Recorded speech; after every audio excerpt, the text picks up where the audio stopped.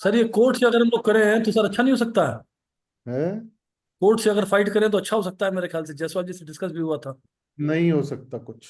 हमने अच्छा। उसके ऊपर सीनियर रिटायर्ड। अच्छा। कोर्ट से वैसे पॉसिबिलिटी नहीं बन रही है। एक ही तरीका है कि 10 बोर्ड लगवाओ अपने इसमें, एक हवा बनेगी जब भी उसका परिणाम कहीं ना कहीं आएगा। राहुल को बोलो कि अब फोन नहीं करेगा, आ गया। कौन आ गया है? सॉरी। हम तो फोन कर ही नहीं रहे आपको। जी। जी सर। अवधेश जी स्टार्ट कराइए, मेरे ख्याल से बिल्कुल सही ओके। समय। ओके। 4-5 हो भी गए, ठीक है सर।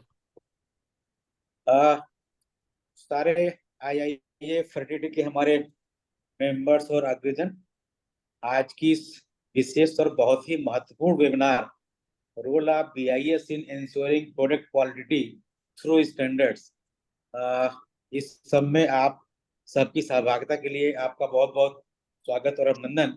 और जैसा कि हम लोग जानते हैं कि आज के जमाने में प्रोडक्ट की quality is of utmost importance.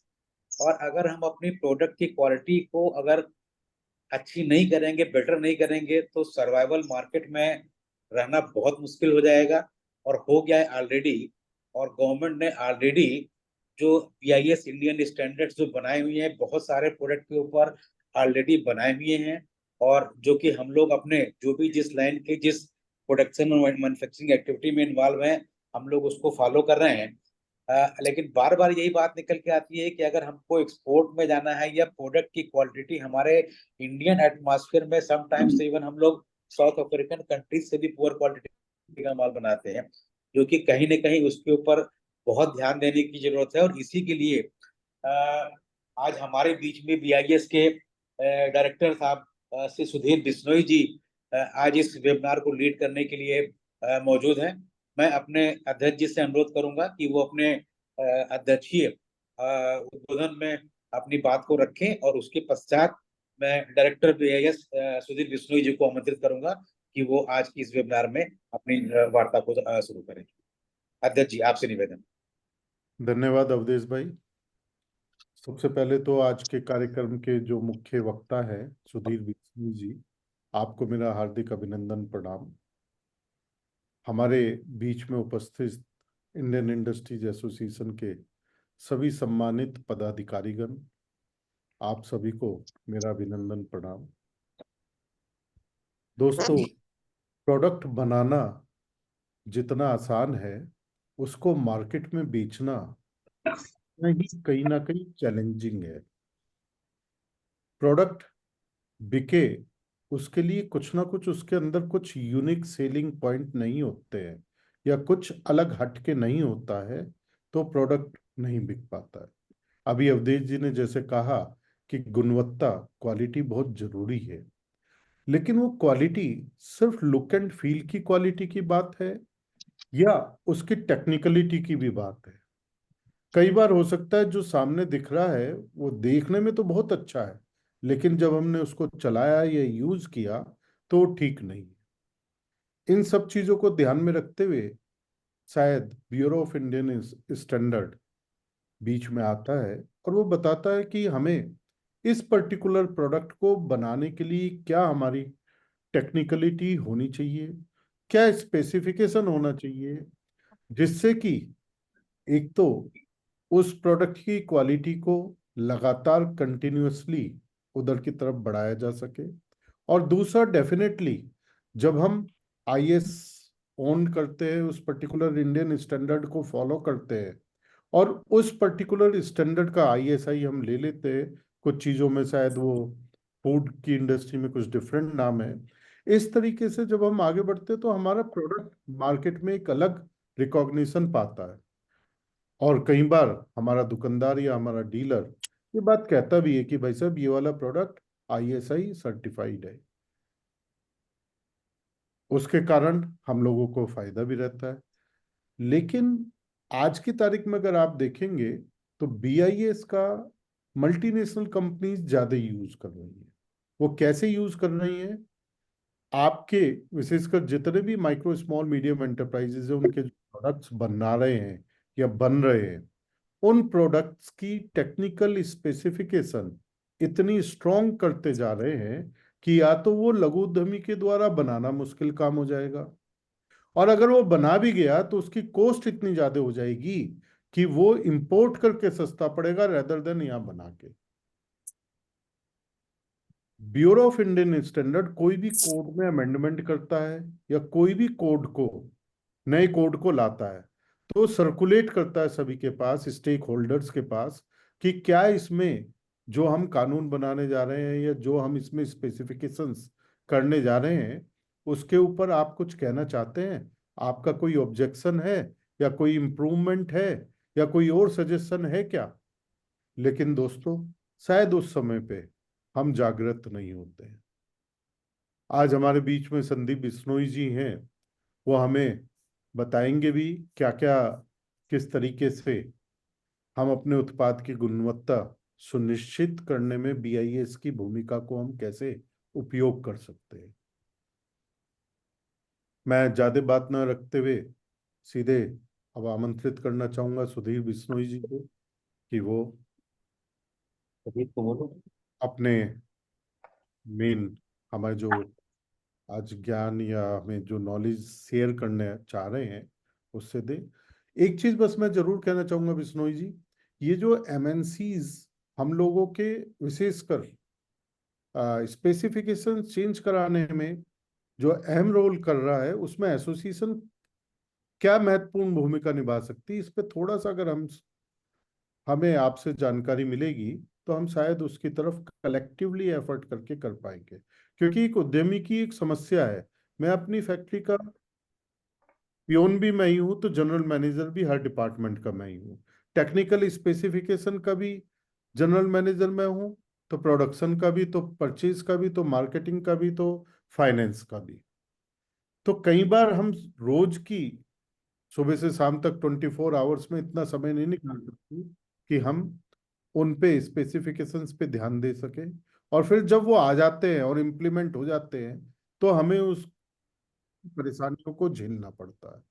तो मेरा आपसे अनुरोध रहेगा, आप हमें ये भी गाइड करें कि एक एसोसिएशन होने के नाते हम उन चीजों को कैसे एनकाउंटर कर सकते हैं, सो दैट हमारे उद्यमी की जो भी जरूरतें हैं उनको हम सेफ गार्ड करके चल सके। मैं अवधेश जी से रिक्वेस्ट करूंगा कि बिश्नोई जी को आमंत्रित करें।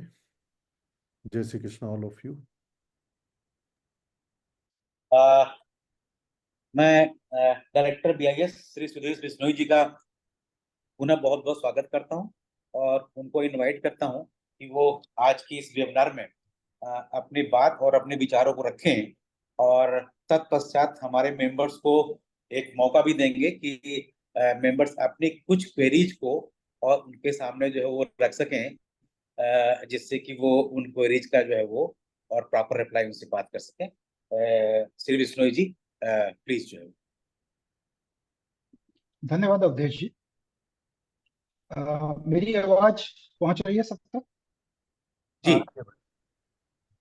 जी।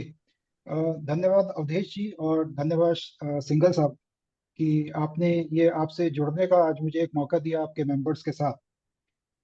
और लखनऊ ब्रांच ऑफिस मैंने अभी ज्वाइन किया है अप्रैल में as head of this branch. लगभग 45 डिस्ट्रिक्ट्स मेरे अंडर यहाँ पर कवर हो रहे हैं ब्रांच के अंडर। तो सबसे पहले काम आके जो मैंने यहाँ पर किया है वो सबसे पहले फर्स्ट मेरी एक्टिविटी रही कि जहाँ की जो इंडस्ट्री एसोसिएशंस हैं उनके साथ मैंने मीटिंग्स की। मैं खुद आपकी जो IIA के मिस्टर वर्मा हैं उनके पास गया, उनसे मीटिंग की और ये रिक्वेस्ट की कि मुझे आप लोगों के साथ एक जुड़ने का मौका दें ताकि जो भी नए चेंजेस हो रहे हैं या जो थॉट प्रोसेस चल रहा है उसके बारे में आपके साथ चर्चा की जा सके। तो IIA है, फिर और जो आपके आसपास और इंडस्ट्री एसोसिएशन है, PhD चैम्बर्स है, CCI, सभी के साथ मैंने मीटिंग की। तो ये मैंने अपनी तरफ से एक पहल की कि आप लोगों तक मैं पहुंच पाऊं और आप लोगों की जो अगर कोई समस्या ऐसी है तो उसको हम आगे तक पहुंचा पाएं। क्योंकि कुछ केसेस, कुछ चीजें ऐसी होंगी जो हम अपने लेवल पर सॉल्व कर पाएंगे, कुछ चीजें ऐसी होंगी जो पॉलिसी से रिलेटेड हैं जिसके लिए हमें कंसर्न डिपार्टमेंट तक उनको आगे फॉरवर्ड करना होता है। सिंघल साहब ने जो अपना उद्बोधन किया उसमें बहुत ही अच्छा और मैं कहूँगा कि बिल्कुल सच्ची जो एक पिक्चर है वो रखी है इंडस्ट्री एसोसिएशन की तरफ से। ये देखा गया है कि जब भी कोई स्टैंडर्ड नया कोई मानक इम्प्लीमेंट होता है तब एकदम इंडस्ट्री जागती है कि हाँ ये नया इम्प्लीमेंट हो गया, और फिर मिनिस्ट्रीज के चक्कर लगाते हैं कि इसको एक्सटेंशन कर दिया जाए। काफी काफी केसेस में ऐसा हुआ है कि उसके इम्प्लीमेंटेशन को टाइम टू टाइम एक्सटेंड किया गया है। और इसीलिए इसी इसी विषय पर भी मैंने वर्मा जी से चर्चा की थी कि कुछ ऐसे सब्जेक्ट्स हैं जो, जैसे अभी इस समय लगभग 1276 प्रोडक्ट्स हैं जो सर्टिफिकेशन में हैं, जिसके अगेंस्ट पीआईएस लाइसेंस ग्रांट कर रहा है। इनमें से हम लोग सब्जेक्ट्स आइडेंटिफाई कर सकते हैं, जैसे आपके यहाँ टेक्सटाइल के एक्सपर्ट्स होंगे, आपके यहाँ केमिकल के कुछ एक्सपर्ट्स होंगे, हो सकता है आपकी इंडस्ट्री में इलेक्ट्रिकल के कुछ एक्सपर्ट्स हों। तो जो हमारे टेक्निकल कमिटीज हैं जो स्टैंडर्ड फॉर्मुलेट करती हैं, उसमें इंडस्ट्री एसोसिएशंस का, क्योंकि मैं रहा हूँ लगभग 9 साल में टेक्निकल डिपार्टमेंट में रहा हूँ, और मैंने भी डिफरेंट टेक्निकल कमेटी इलेक्ट्रिकल में खासतौर से डील की है। तो ये देखा जाता है कि जो इंडस्ट्री एसोसिएशंस की तरफ से जो पार्टिसिपेशन हो रहा है, खासतौर से जो एमएसएमई की अगर हम बात करते हैं, उन इंडस्ट्री एसोसिएशंस की तरफ से जो पार्टिसिपेशन होता है वो just for the sake of participation होता है, ना कि उसमें एक प्रॉपर एक्सपर्ट को नॉमिनेट करके उन इश्यूज को डिस्कस वहां पर किया जाए। और इस वजह से ये होता है कि जो एमएसएमई इंडस्ट्री की जो परेशानियां हैं वो बहुत बार ऐसा होता है कि टेक्निकल कमेटी तक पहुंच ही नहीं पाती। तो इंडस्ट्री एसोसिएशन, मैंने जब बात की वर्मा जी से, तो मुझे पता चला कि आपके यहाँ बहुत सारी सब्जेक्ट एक्सपर्ट कमेटी भी बनी हुई है आईआईए में। मुझे ये पता नहीं था कि सब्जेक्ट एक्सपर्ट कमेटी भी आपकी बनी हुई है। तो मैंने ये रिक्वेस्ट की थी कि जो भी आपके जो सब्जेक्ट एक्सपर्ट्स हैं उनको बस ये थोड़ा सा एक बार बता दें कि कोई भी अगर कोई डॉक्यूमेंट नया आ रहा है तो उसको कैसे कहाँ से देखना है। अगर आप 15 दिन में भी एक बार हमारे वेबसाइट पर एक बार नजर डाल लेंगे तो आपका आइडिया हो जाएगा कि कहाँ पर ये आ रहा है, या किसी की ड्यूटी लगा दें अपनी इंडस्ट्री में कि भाई आपको 15 दिन में ये वेबसाइट इस पॉइंट पर चेक करके अगर कोई भी नया कुछ आया है तो मुझे बताना है, ताकि मैं इसको देख सकूं। तो इस तरह की चर्चा उनसे हुई थी, और इसी चर्चा को हम लोग आगे बढ़ाएंगे।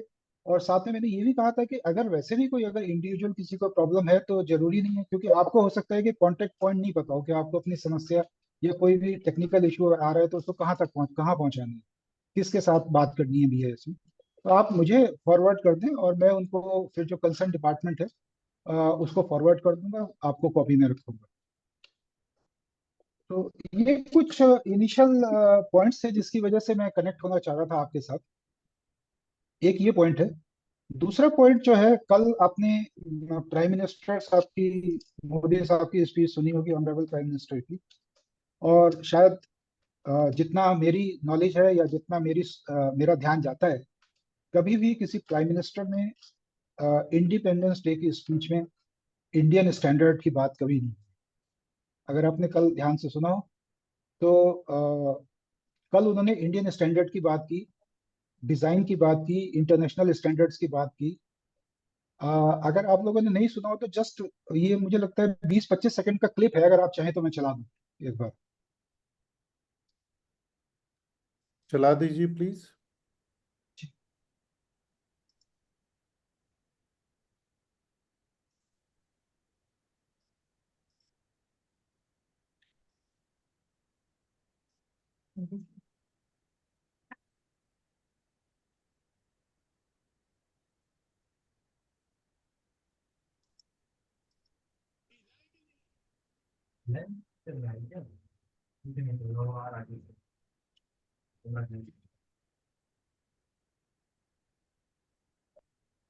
आवाज नहीं आ रही है सर।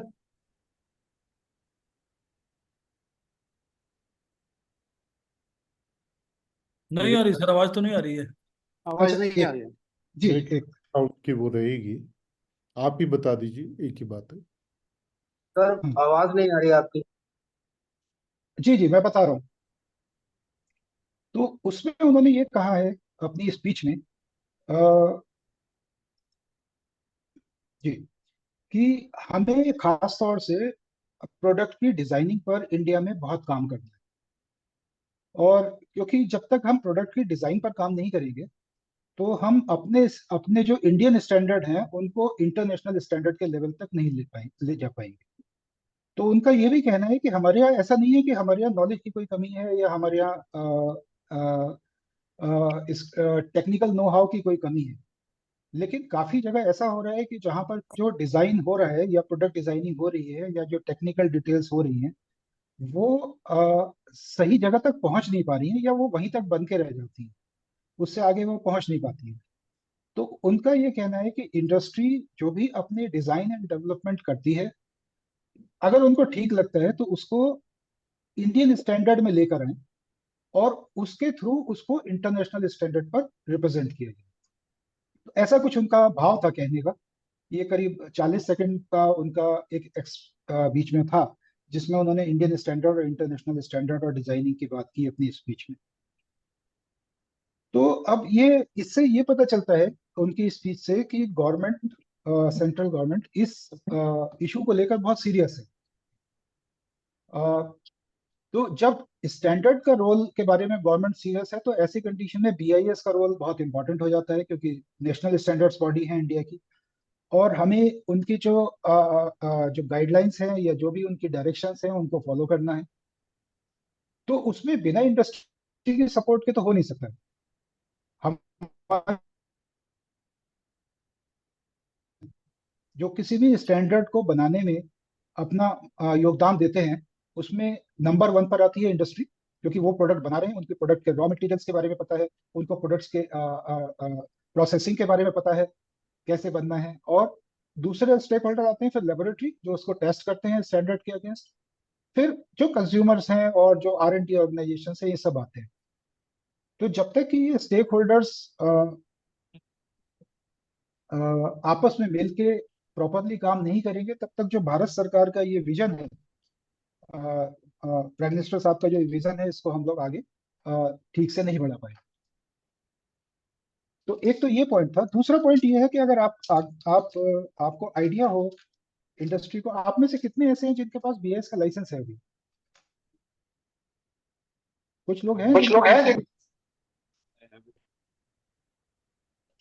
होने तो चाहिए भाई साहब। Yes, sir, we have a license. जी हमारे पास Okay. 2 लाइसेंस हैं। बस हो गया। जी। तो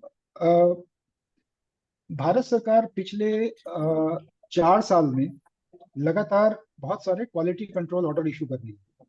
आप लोगों को क्वालिटी कंट्रोल ऑर्डर का अगर आइडिया है तो मैं थोड़ा सा इसको डिटेल में बता दूं। बीच बीच में अगर इफ यू अलाउ मी तो मैं स्लाइड चला देता हूं ताकि आपको देखने में भी आसानी होगी। बहुत अच्छा रहेगा भाई साहब, अलाउ जी। हुए आए। क्वालिटी कंट्रोल ऑर्डर का तो आइडिया है कुछ प्रोडक्ट का जो है। सर ये कौन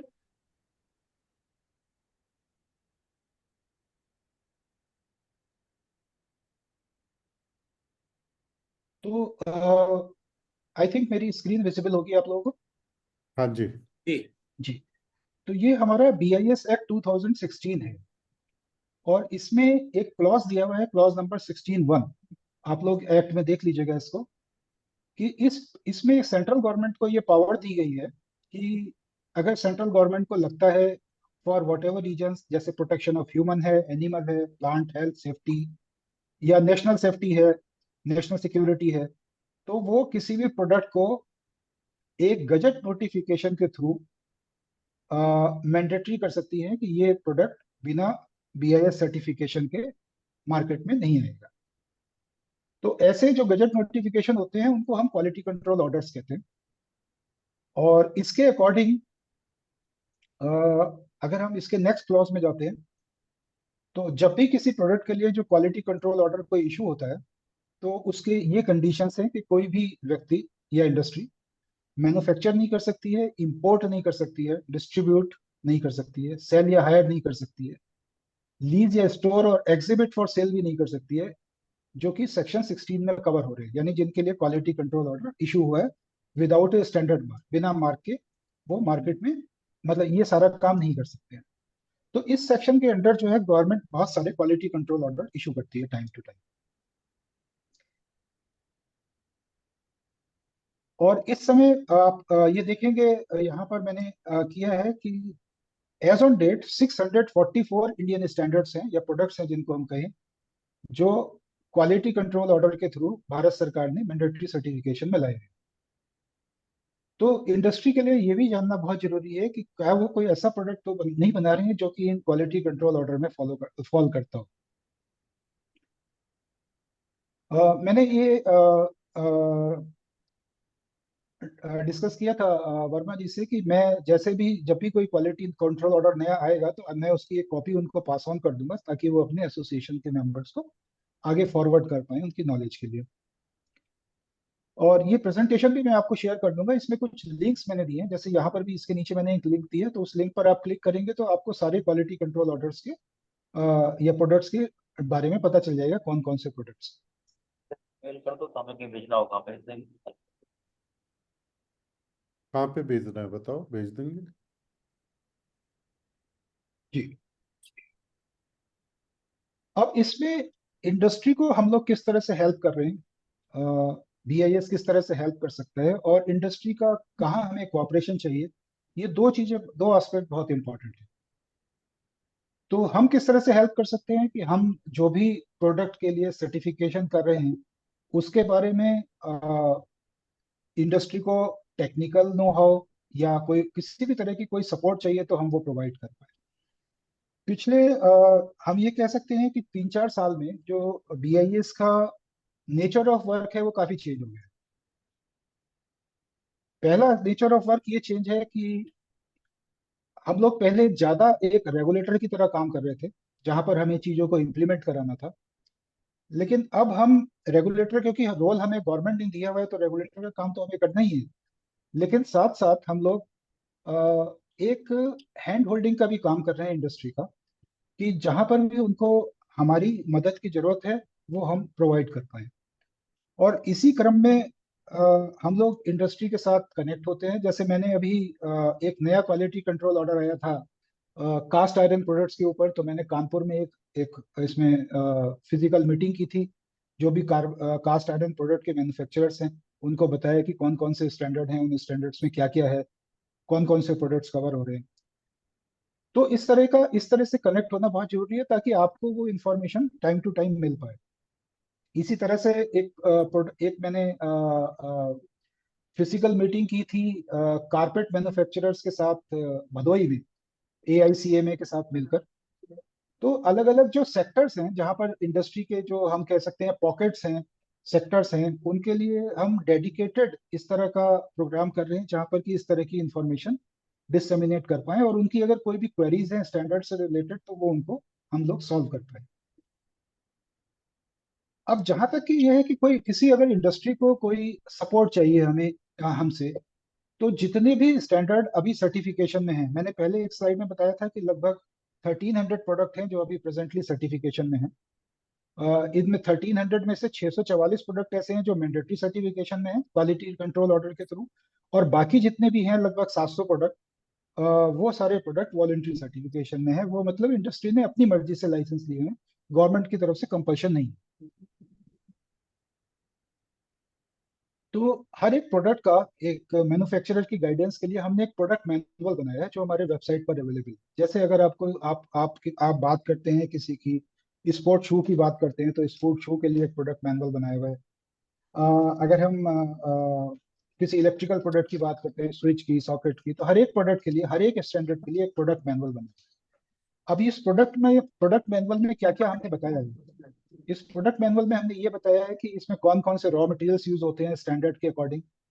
तो स्टैंडर्ड तो बहुत पूरा टेक्निकल होता है, उसमें तो पूरी टेक्निकल डिटेल्स हैं, सारी रिक्वायरमेंट्स दी हुई हैं, लेकिन एक जनरल गाइडेंस कि इस स्टैंडर्ड में क्या क्या कवर है और आपको क्या क्या कंप्लायंस करना है अगर करना है तो वो हमने यहाँ पर प्रोडक्ट मैनुअल की फॉर्म में बताया हुआ है। तो जैसे इसमें कौन कौन से रॉ मटेरियल है और किस स्टैंडर्ड के अकॉर्डिंग वो रॉ मटेरियल होने चाहिए। कई बार ऐसा होता है कि किसी स्टैंडर्ड के अकॉर्डिंग बहुत सारी वैरायटी बना सकते हैं हम। तो ऐसा नहीं है कि हर एक वैरायटी को टेस्ट करने की जरूरत है, तो कुछ ग्रुपिंग गाइडलाइन बनाई है कि अगर हम कितनी वैरायटी टेस्ट कर लेंगे तो कितना कौन कौन सी वैरायटी कवर कर सकते हैं। तो एक तरह से रिडक्शन इन टेस्टिंग करने के लिए, ताकि जो कंप्लायंस का बर्डन है थोड़ा कम रहे इंडस्ट्री के ऊपर, तो ग्रुपिंग गाइडलाइन बनाई है, सैंपल साइजेस दी हुई हैं, और इसी प्रोडक्ट मैनुअल में हमने एक गाइडेंस के लिए एक लिस्ट ऑफ टेस्ट इक्विपमेंट भी दी हुई है कि इसमें क्या क्या टेस्टिंग की रिक्वायरमेंट हो सकती है इस स्टैंडर्ड के अकॉर्डिंग। इसके अलावा इसमें एक क्वालिटी एश्योरेंस प्लान दिया हुआ है, क्योंकि स्टैंडर्ड हमारा क्या बताता है, स्टैंडर्ड बताता है कि क्या रिक्वायरमेंट है और आपको इसको कैसे टेस्ट करना है, लेकिन इसको कितने सैंपल पर करना है, इसको कब टेस्ट करना है, इसको रोज टेस्ट करना है या एक हफ्ते में टेस्ट करना है या 3 महीने में टेस्ट करना है, 6 महीने में टेस्ट करना है, कौन से डिजाइन टेस्ट हैं, कौन से रूटीन टेस्ट हैं, वो सारा हमने इसमें जो हमारा क्वालिटी एश्योरेंस प्लान है उसमें बताते हैं। और BIS ने पहले ही इसको, जो क्वालिटी एश्योरेंस प्लान हमारे इस प्रोडक्ट मैनुअल में दिया जाता था वो कंपलसरी होता था कि आपको ये फॉलो करना है, लेकिन अब उसमें ये कर दिया है कि ये रिकमेंडेटरी आपका क्वालिटी एश्योरेंस प्लान है। अगर आपको लगता है कि नहीं आपको इसमें कुछ चेंजेस की जरूरत है तो आप अपना क्वालिटी एश्योरेंस प्लान दे सकते हैं। जो भी कंप्लायंस हम चेक करेंगे वो आपके क्वालिटी एश्योरेंस प्लान के अकॉर्डिंग चेक करेंगे। जैसे कि आपको पता होगा कि ISO 9000 के लाइसेंस आपके पास होंगे, तो ISO 9000 में आप अपना प्रोडक्ट मैनुअल बनाते हैं और आपका जो कंप्लायंस चेक होता है वो आपके प्रोडक्ट मैनुअल के अकॉर्डिंग ही होता है। स्टैंडर्ड उसमें कुछ नहीं, स्टैंडर्ड जस्ट गाइडेंस के लिए। तो सिमिलरली उसी लाइन पर यहाँ पर भी हमने वो चेंजेस किए हैं। जहां तक अगर किसी मैन्युफैक्चरर को लाइसेंस चाहिए तो उसके लिए भी क्योंकि पहले ये होता था कि लाइसेंस लेने में बहुत टाइम लगता था, और खासतौर से अगर गवर्नमेंट ने कोई प्रोडक्ट मैंडेटरी कर दिया है, उस प्रोडक्ट को लेने में अगर बहुत टाइम लग रहा है तो ये मैन्युफैक्चरर के लिए उतने दिन तक आइडियल बैठने वाली बात होती है। तो इसमें कुछ सिंप्लीफाइड किया है लाइसेंस ग्रांट करने का। एक हमारा प्रोसीजर है जिसमें हम 30 डेज में लाइसेंस ग्रांट करते हैं। उसमें आप अपना प्रोडक्ट खुद किसी हमारी BIS रिकॉग्नाइज्ड लेबोरेटरी से पहले टेस्ट करा सकते हैं और फिर हमें अप्लाई कर सकते हैं उस टेस्ट रिपोर्ट के साथ। तो उसमें 30 डेज के साथ में लाइसेंस ग्रांट हो जाता है। और मैं ये बहुत ही प्राउड के साथ कहता हूँ कि इस समय इस स्कीम के जितने भी लाइसेंस हैं इस प्रोसीजर के अकॉर्डिंग 100% लाइसेंस हम 30 डेज के अंदर ग्रांट कर रहे हैं, 100%। दूसरा प्रोसीजर ऐसा है कि उसमें कुछ ऐसे प्रोडक्ट्स आ जाते हैं जिसमें कि किसी और गवर्नमेंट डिपार्टमेंट का इन्वॉल्वमेंट भी जरूरी हो जाता है। जैसे अगर कोई एक्सप्लोसिव प्रोडक्ट है, जैसे सिलेंडर हो गया आपका, या वॉल्व हो गया, रेगुलेटर हो गया जो हम यूज करते हैं, इसमें मिनिस्ट्री ऑफ एक्सप्लोसिव्स या डिपार्टमेंट ऑफ एक्सप्लोसिव्स का रोल आ जाता है। या जैसे सीमेंट हो गया तो उसमें DPIIT का रोल आ जाता है। तो ऐसे केसेस में हमने अपने जो टाइमलाइन रखी है वो 90 डेज की रखी है, और 90 डेज में ही हम लाइसेंस इसका ग्रांट करते हैं। इसके साथ साथ अब BIS ने ये देखा कि बहुत सारे केस ऐसे हो जाते हैं कि माइक्रो यूनिट्स को जब स्टैंडर्ड के अगेंस्ट कंप्लायंस करना होता है तो वो इन हाउस टेस्टिंग लैब लगाने में जो हमारी रिक्वायरमेंट के अकॉर्डिंग होनी चाहिए उसमें उनको काफी इन्वेस्टमेंट करना पड़ता है। तो कुछ प्रोडक्ट्स ऐसे हैं जिसमें गवर्नमेंट ने अभी एज ए पायलट ये किया है कि उनको इन हाउस टेस्टिंग फैसिलिटी लगाने के लिए रिलैक्सेशन दे दिया माइक्रो यूनिट्स के लिए। माइक्रो यूनिट्स में माइक्रो और स्मॉल यूनिट्स के लिए रिलैक्सेशन है कि आपको इन हाउस टेस्टिंग फैसिलिटी नहीं लगानी है। आप जो क्वालिटी एश्योरेंस हमारा है वो आप अपने चाहते हैं करें, वो हम जो आपका प्लान होगा उसको उसके अकॉर्डिंग करें। तो उसमें आप सेंट्रलाइज टेस्टिंग फैसिलिटी यूज कर सकते हैं। अगर आपके पास कहीं ऐसी 4-5 यूनिट हैं और एक जगह आपकी टेस्टिंग फैसिलिटी लगी हुई है तो वो सब यूनिट के लिए यूज हो सकती है। अगर आपकी बहुत सारी क्लस्टर यूनिट हैं, जैसे कहीं पर अगर 15-20 यूनिट है और वो मिलके एक टेस्टिंग फैसिलिटी लगा लेते हैं, तो क्लस्टर बेस्ड अगर कोई टेस्ट फैसिलिटेटर आते हैं तो वो भी अलाउड है। तो basically all these things are हम ये कह सकते हैं कि these are for the benefit of the industry, कि उनको कंप्लायंस का बर्डन हम लोग जितना कम कर पाए वो कर रहे हैं। इसके अलावा जितने भी क्वालिटी कंट्रोल ऑर्डर इशू हो रहे हैं उसमें भी अगर आप देखेंगे अभी जो नए क्वालिटी कंट्रोल ऑर्डर पिछले 1 साल से इशू हो रहे हैं उसमें लार्ज स्केल के लिए जो टाइमलाइन दी हुई है वो 6 महीने की दी हुई है, 6 महीने में आपको इम्प्लीमेंट करना है। स्मॉल स्केल के लिए 9 मंथ्स की दी हुई है और माइक्रो यूनिट्स के लिए 12 मंथ की दी हुई है। तो उसमें माइक्रो यूनिट्स के लिए 6 महीने का एडिशनल टाइम दिया हुआ है, जिसमें कि वो कंप्लायंस कर पाए या लाइसेंस ले पाए ऐसे कंडीशन। इसके अलावा जो BIS जो भी लाइसेंस लेता है उसमें हम लोग एनुअली एक फीस चार्ज करते हैं। तो जो भी फीस डिसाइड होती है लार्ज स्केल की फीस के लिए, उसमें माइक्रो यूनिट्स के लिए इस समय 80% डिस्काउंट ऑन फीस है। तो अगर 1 लाख रुपए लार्ज स्केल की फीस है तो माइक्रो यूनिट के लिए सिर्फ 20,000 होगी। स्मॉल स्केल के लिए 50% है, और इसके विमेन एंटरप्रेन्योर के लिए 50% डिस्काउंट है, स्टार्टअप यूनिट्स के लिए 50% डिस्काउंट। तो ये सारे जो भी हम लोग इंसेंटिव्स दे रहे हैं या भारत सरकार की तरफ से हमको गाइड किया जा रहा है इंसेंटिव्स देने के लिए या रिलैक्सेशन देने के लिए, वो सारे इन चीजों पे लाए जा रहे हैं। और कई बार ऐसा होता है कि जब कोई इंडस्ट्री किसी ऐसे लाइसेंस लेना चाहती है तो उनको बहुत सारी चीजें इस तरह की पता नहीं होती हैं। तो कोई भी इस तरह की चीज है तो आप किसी भी मुझे डायरेक्ट लिख सकते हैं या मुझसे डायरेक्ट बात कर सकते हैं, या आप अपनी एसोसिएशन के थ्रू मेरे पास भेज सकते हैं। एक और इशू था जो हम लोग डिस्कस कर रहे थे जब मैं मिला था मिस्टर वर्मा से, वो ये था कि कई बार ये होता है कि इंडिविजुअल कोई यूनिट होती है, वो उसको कोई कंप्लायंस में कोई समस्या आ रही है, स्टैंडर्ड में कोई टेक्निकल इशू आ रहा है, तो वो स्ट्रगल करती है कि इसको कैसे एड्रेस किया जाए। तो वो बहुत जरूरी है कि इस चीजों का जो आपका कोऑर्डिनेशन है वो एसोसिएशन के जो सेंट्रल पॉइंट है वहां से होना चाहिए। कोई भी आपका जो इंडस्ट्री मेंबर है उसको अगर कोई भी इशू है विद रेस्पेक्ट टू BIS, तो उनको एड्रेस करना चाहिए टू द इंडस्ट्री एसोसिएशन, और इंडस्ट्री एसोसिएशन अगर उसको टेकअप करेगी तो उसका जो इम्पैक्ट होता है वो ज्यादा होता है रादर देन कोई भी इंडिविजुअल यूनिट। तो एसोसिएशन की तरफ से उस मुद्दे को उठाया जाएगा तो वो रिजॉल्व होने के चांसेस, और जल्दी रिजॉल्व होने के चांसेस ज्यादा होंगे, रादर देन कि इंडस्ट्री अपना अपना मुद्दा लेके जाए।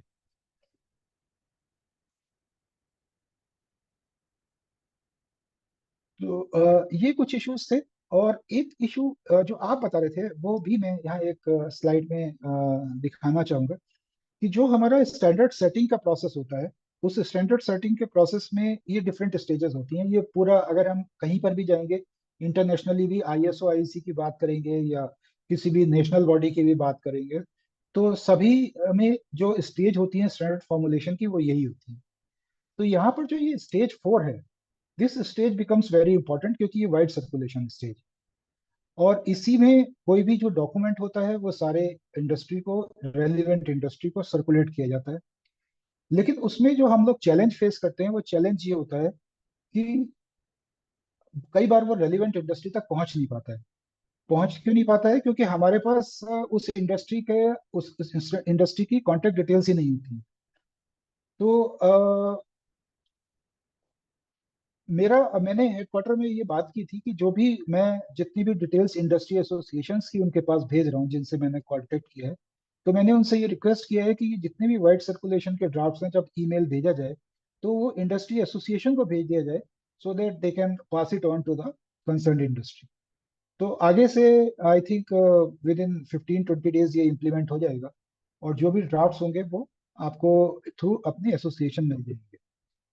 इसके अलावा ये सारे ड्राफ्ट्स वेबसाइट पे तो हमारे रहते ही हैं, आप इसको ऑनलाइन वहां से भी एक्सेस कर सकते हैं, ऑनलाइन कमेंट कर सकते हैं। पूरा जो हमारा वेबसाइट पोर्टल है इस समय वो ऑनलाइन पोर्टल है, और उसमें हर इंफॉर्मेशन के लिए आपको किसी भी इंफॉर्मेशन के लिए इधर उधर भागने की जरूरत नहीं है। Every damn information is available on the BIS website.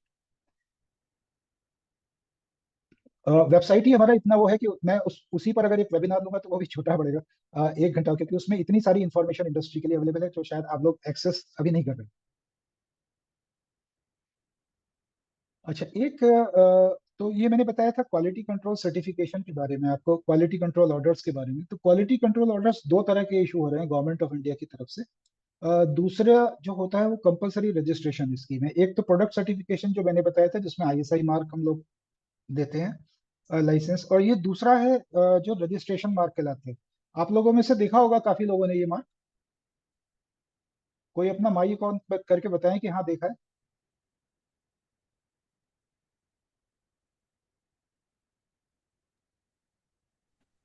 Yes, sir, we have seen this. Yes, sir, we have seen this. On what, किस प्रोडक्ट में? सर प्लास्टिक आपके ड्रिंकिंग वाटर पे देखा हुआ है सर, सर चार्जर्स पे, electronics पे काफी देखा हुआ है। इलेक्ट्रॉनिक्स पे भी है सर। यस।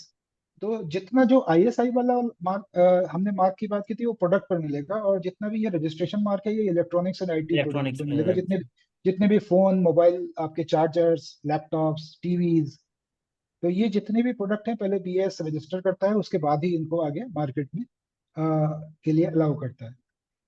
और एक इंफॉर्मेशन मैं आपको देना चाहूंगा लेबोरेटरीज के बारे में, क्योंकि तीन बेसिक कंपोनेंट होते हैं। अगर हम क्वालिटी का एक ये देखें, क्वालिटी का जो इकोसिस्टम है, क्वालिटी के इकोसिस्टम में ये चार कंपोनेंट होते हैं कभी भी हम बात करेंगे।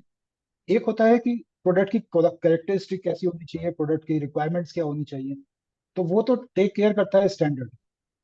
अब प्रोडक्ट की कंफॉर्मिटी कैसे एस्टेब्लिश करनी है, तो वो कंफॉर्मिटी असेसमेंट स्कीम की तरह, जैसे आईएसआई मार्क स्कीम हो गई या रजिस्ट्रेशन मार्क स्कीम हो गई, तो उसके थ्रू होता है। तीसरा हो गया मेजरमेंट।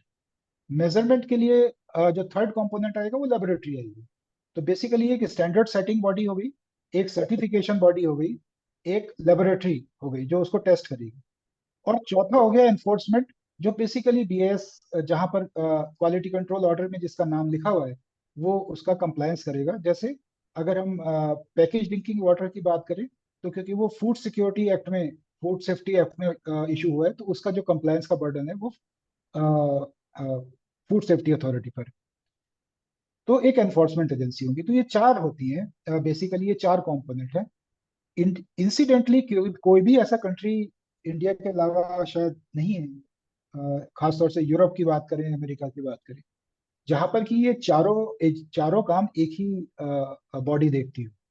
इंसिडेंटली इंडिया में ये चारों काम अभी बीआईएस देख रहा है, स्टैंडर्ड सेटिंग भी कर रहा है, कंफॉर्मिटी असेसमेंट भी कर रहा है, टेस्टिंग भी कर रहा है, और साथ में एनफोर्समेंट भी कर रहा है।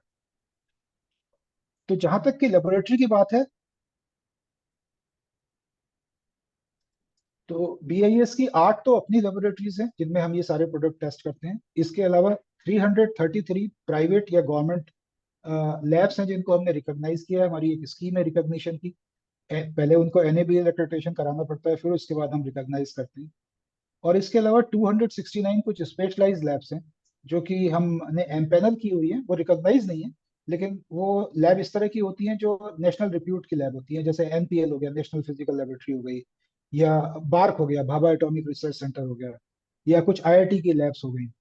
तो ये उस तरह की लैब्स हैं जो कि हम लोग स्पेशल कंडीशंस में यूज करते हैं फॉर टेस्टिंग पर्पस। तो एक स्टैंडर्ड वाला सेटिंग हो गया, फिर कंफॉर्मिटी असेसमेंट हो गया, तीसरा ये लेबोरेटरी वाला हो गया।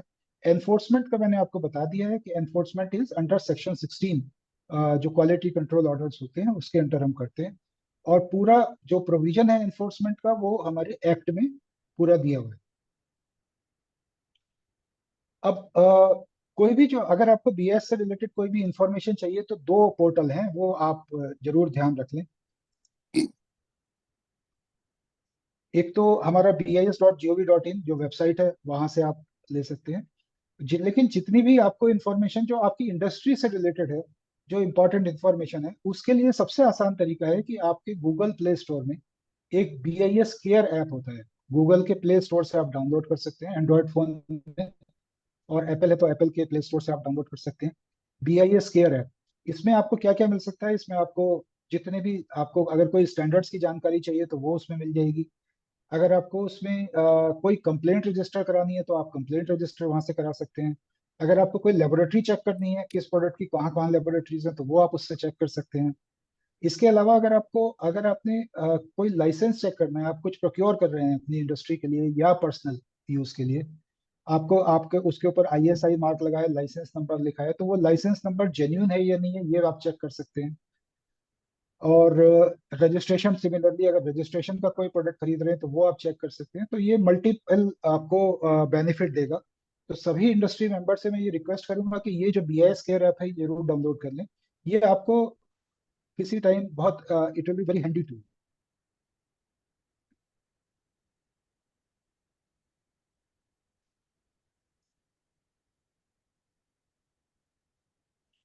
Now I think we can take question answer, जो अगर आपके क्योंकि मेरे पास बताने के लिए बहुत कुछ है, लेकिन ड्यू टू लिमिटेड टाइम हम पहले क्वेश्चन ले लेते हैं। अगर उसके बाद लगता है कि कुछ और चीजें डिटेल में बतानी है तो then I will take it in detail. Sudhir ji, जी एक प्रश्न ये है, जो आपने एक्ट 16 या रूल 16 और 17 का जिक्र किया, जी उसमें कुछ प्रोडक्ट्स तो ऑलरेडी एनलिस्ट हो गए हैं। अगर जी। कोई नए प्रोडक्ट पे उसमें वो करना हो तो उसका भी कोई तरीका है क्या, जिससे कि हम उस प्रोडक्ट को उसमें एनरोल करा सकें? नहीं, इसमें देखिए, प्रोडक्ट एनरोल कराने का मतलब जिसके प्रोविजन, ऊपर स्टैंडर्ड अभी नहीं है, जिस अच्छा प्रोडक्ट को। जिस, हाँ हाँ, नहीं देखिए, हाँ वो थोड़ा सा मैं क्लियर कर दूं। जो सेक्शन 16 है ना, वो सेक्शन 16 सिर्फ ये कह रहा है कि अगर कोई स्टैंडर्ड है और गवर्नमेंट को लगता है कि ये प्रोडक्ट जो है इंडिया में मैंडेटरी करना है हमें ड्यू टू सम रीजन, तो गवर्नमेंट मैंडेटरी कर सकती है उस प्रोडक्ट को। अगर आपको कोई नया स्टैंडर्ड बनवाना है ना, कि कोई आपने प्रोडक्ट डिजाइन किया, उस प्रोडक्ट के ऊपर आपको लगता है कि एक अगर स्टैंडर्ड बन जाएगा तो ये ज्यादा यूजफुल होगा, तो उसके लिए फिर हमारा एक स्टैंडर्ड सेटिंग प्रोसेस है। उसमें आप हमारे वेबसाइट पर ऑनलाइन भी बता सकते हैं कि मैं इस सब्जेक्ट पर स्टैंडर्ड बनाना चाहता हूँ, ये टेक्निकल डॉक्यूमेंट्स हैं। तो आपको इनवाइट किया जाएगा टेक्निकल कमेटी में, और आपको एक प्रेजेंटेशन देने के लिए वहां पर कहा जाएगा कि आप इसमें बताइए कि क्या क्या इंपॉर्टेंट चीजें हैं, किस तरह से है, और फिर उस सब्जेक्ट को सेलेक्ट करके स्टैंडर्ड बनाया जाएगा। ठीक। It takes around 6 months time for formulation of standard. एक अब कोई फॉर्मुलेट हो चुका है स्टैंडर्ड, और उस जी स्टैंडर्ड में हमें लगता है कि मल्टीनेशनल कंपनी ने अपने हिसाब से इंडिया की ट्रॉपिकल कंडीशन को ना ध्यान में रखते हुए कुछ स्टैंडर्ड्स स्ट्रिंजेंट कर दिए हैं, तो उसके लिए अपील हमें कहाँ करनी है? उसके लिए आपको एक तो आपको कुछ टेक्निकल जस्टिफिकेशन प्रोवाइड करना पड़ेगा। ओके। अ, हाँ, कि इसमें जैसे कोई कंडीशंस, कोई क्लाइमेटिक कंडीशंस उसमें इस तरह की आ गई हैं कि वैसे तो हम लोग ये ध्यान रखते हैं कि इस तरह की चीजें ना हो, लेकिन कई बार क्या होता है कि दो तरीके होते हैं स्टैंडर्ड बनाने के। एक स्टैंडर्ड बनाते हैं हम लोग कि जहां पर कि कोई भी आ, हमारे पास उसकी टेक्निकल नो हाउ है, और उसके बेसिस पर हमने एक इंडिजिनस स्टैंडर्ड डेवलप किया।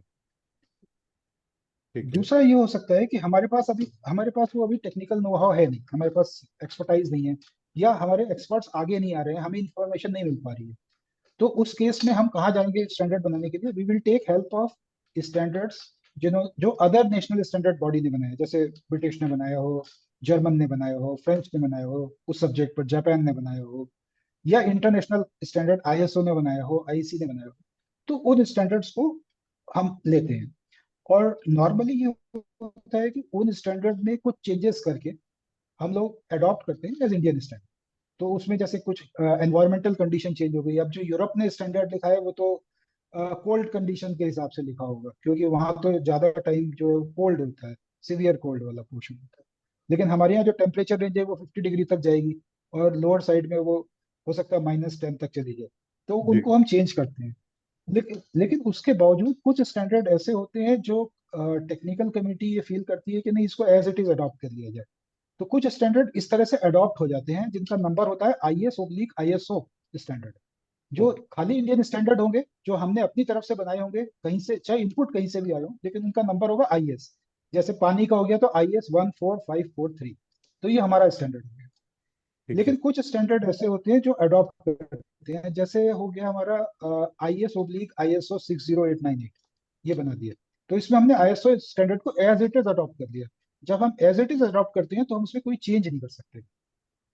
ओके। हमारे तो एक और ऐसे कंडीशन में अगर आपको लगता है कि आप there are some issues with respect to the standard जो कि एड्रेस करने बहुत जरूरी हैं, तो उस केस में आप एसोसिएशन के थ्रू मुझे मेल लिख सकते हैं, मैं उनको बता दूंगा कि कहाँ पर होगा, और मैं फॉरवर्ड भी कर दूंगा।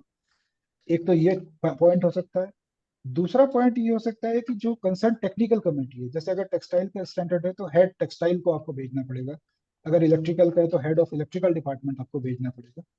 तो वो आपको फिर सर्च करने की जरूरत नहीं है, आप सीधा LKBO पर मेल करवा दें, आप चाहे डायरेक्ट कर देंगे, एसोसिएशन के थ्रू करा दें, और मैं फिर उसको आगे फॉरवर्ड कर दूंगा। कॉपी मैं आपको रखूंगा ताकि आपको पता चल जाए कि आगे कहाँ फॉरवर्ड किया गया।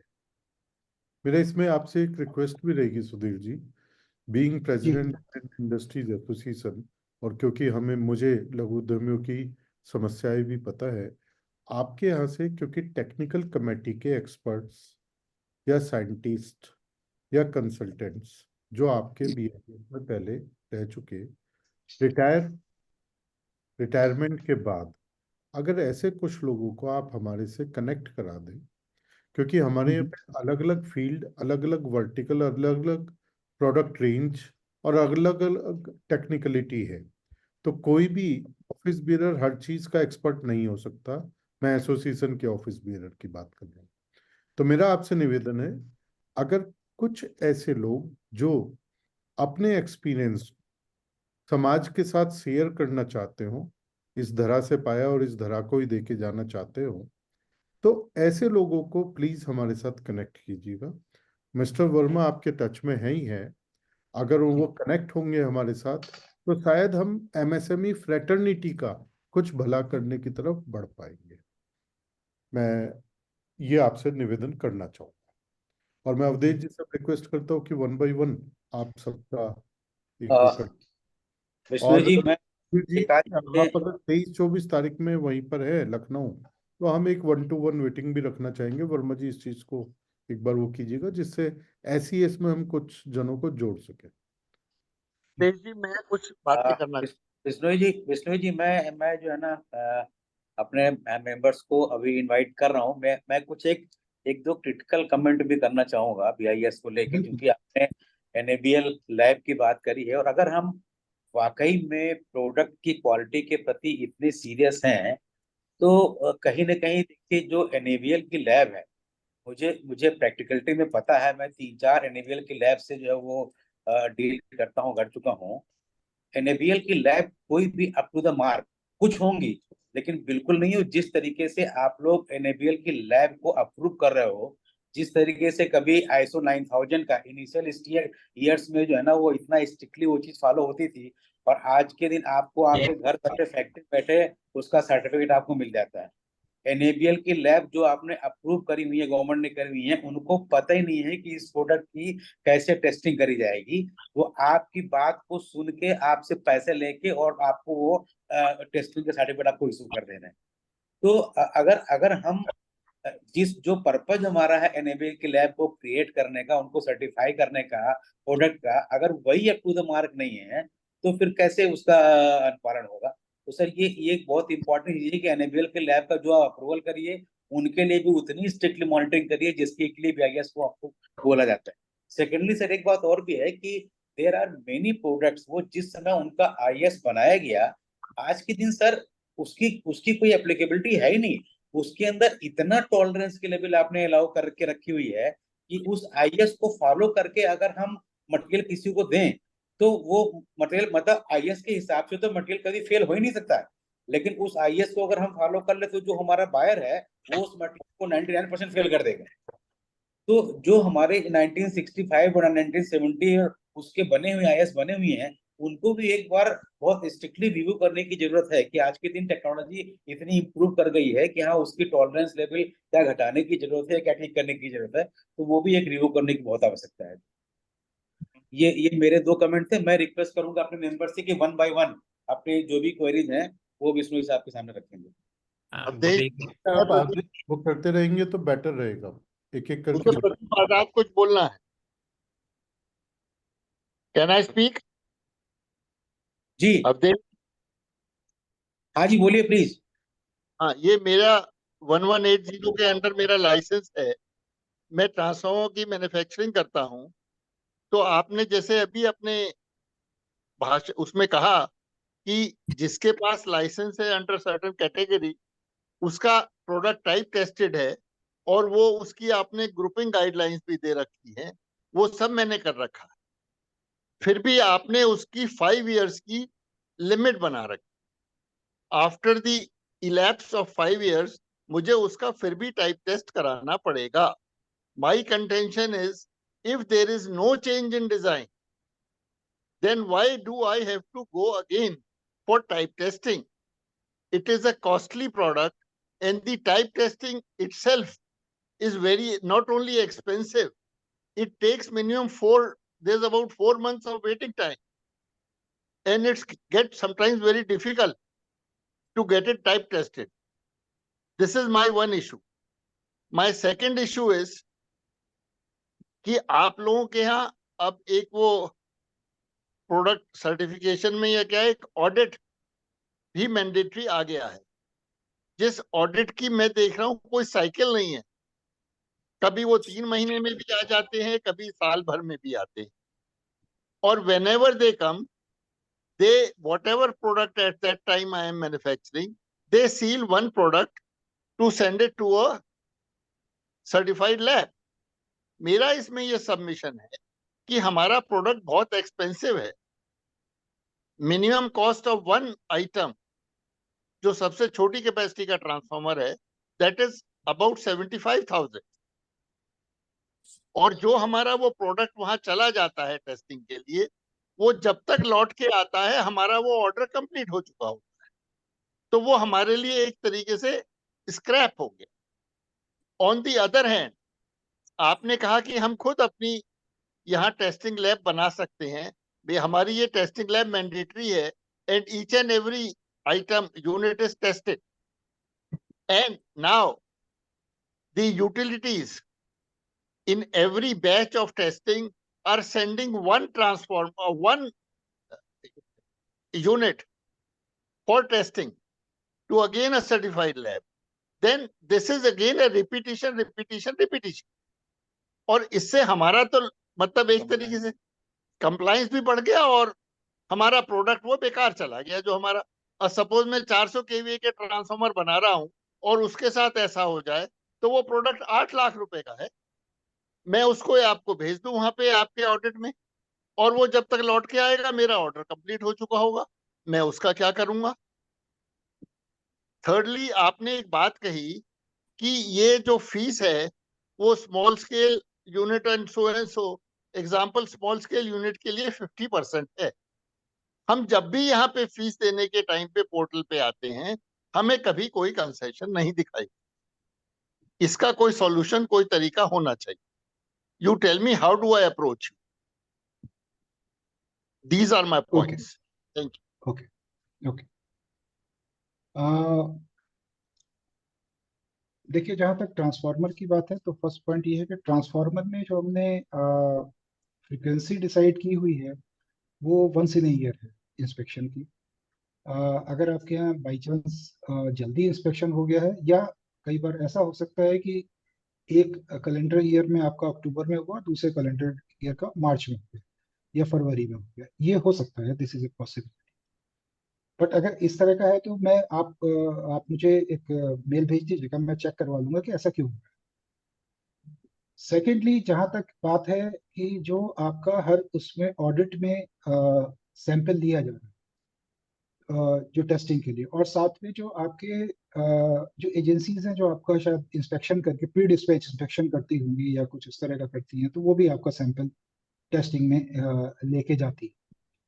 तो ये पॉइंट आई थिंक पहले भी एक बार डिस्कशन हुआ था और इंडस्ट्री के साथ भी डिस्कशन में आया था ये पॉइंट, लेकिन इसमें कुछ कंक्लूड नहीं हो पाया था उस समय, क्योंकि जो बोर्ड्स होते हैं, जो इलेक्ट्रिसिटी बोर्ड होते हैं, वो इस मामले में अभी तक पावर जो डिपार्टमेंट है वो मिनिस्ट्री ऑफ पावर की जो गाइडलाइंस है उनको फॉलो कर रहे हैं.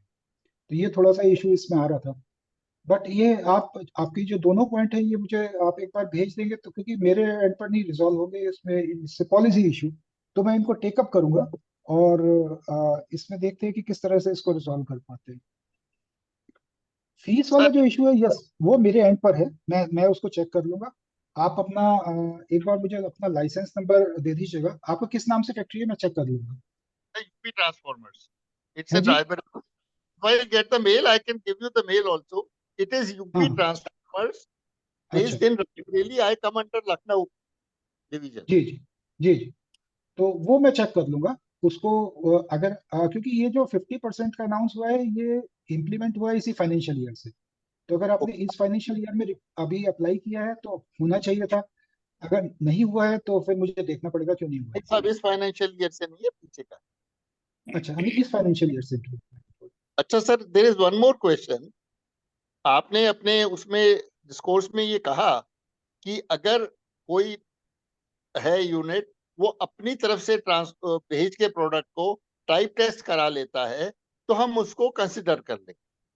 लेकिन हमारे केस में एक गाइडलाइन है कि हमें जो भी ट्रांसफॉर्मर वो टेस्ट कराना है, हमें आपके यहाँ से नंबर लेना होता है और उसके बेसिस पे हमें ट्रांसफॉर्मर भेजना होता है।